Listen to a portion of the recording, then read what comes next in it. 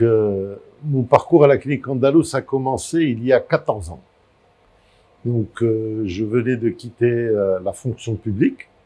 J'étais enseignant à la faculté de médecine de Casablanca et je travaillais au CHU de Casablanca en tant que professeur de l'enseignement supérieur. Il y a 14 ans, une opportunité s'est présentée au niveau de la clinique Andalous. J'ai intégré la clinique Andalous où je pratique la traumatologie orthopédie. Et ceci, donc, depuis 14 ans, 14-15 ans. Et j'ai eu pratiquement toute mon activité privée. Depuis le jour où j'ai quitté l'hôpital, elle s'est déroulée au niveau de la clinique Andalous.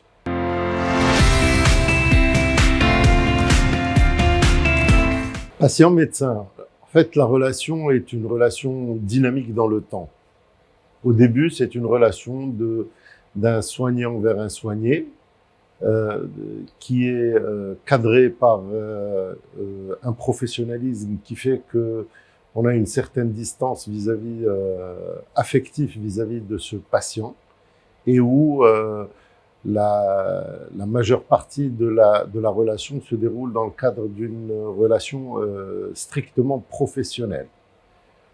Et dans notre spécialité, nous avons la chance d'avoir des patients qui vieillissent avec nous, parce que leur pathologie est une pathologie qui évolue dans le temps. Et donc, ils ont des suivis qui sont généralement prolongés dans le temps.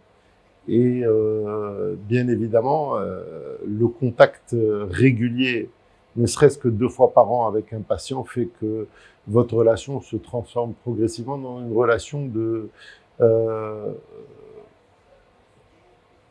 non pas affective, mais une relation quand même épris de certains sentiments, de relation un peu plus humaine qu'une relation professionnelle.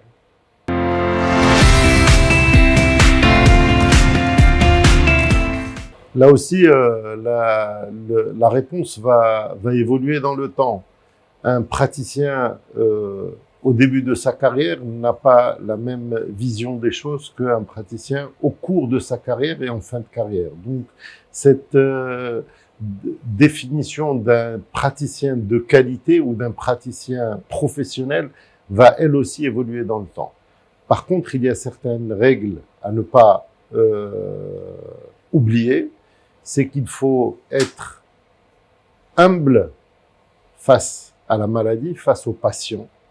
Il faut donner toute la considération humaine que vous pouvez donner à un patient, parce que, au-delà du fait que c'est un malade, un patient, un blessé, ça reste un homme qui a une famille, un homme qui a des enfants, un homme qui a une épouse.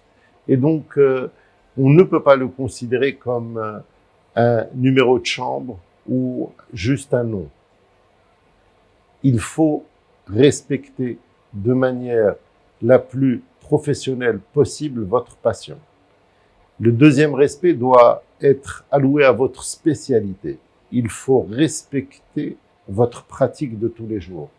Cette pratique doit normalement être immuable, dans le sens où vous allez essayer d'amener le meilleur traitement, le plus actualisé aux patients qui se présentent à vous.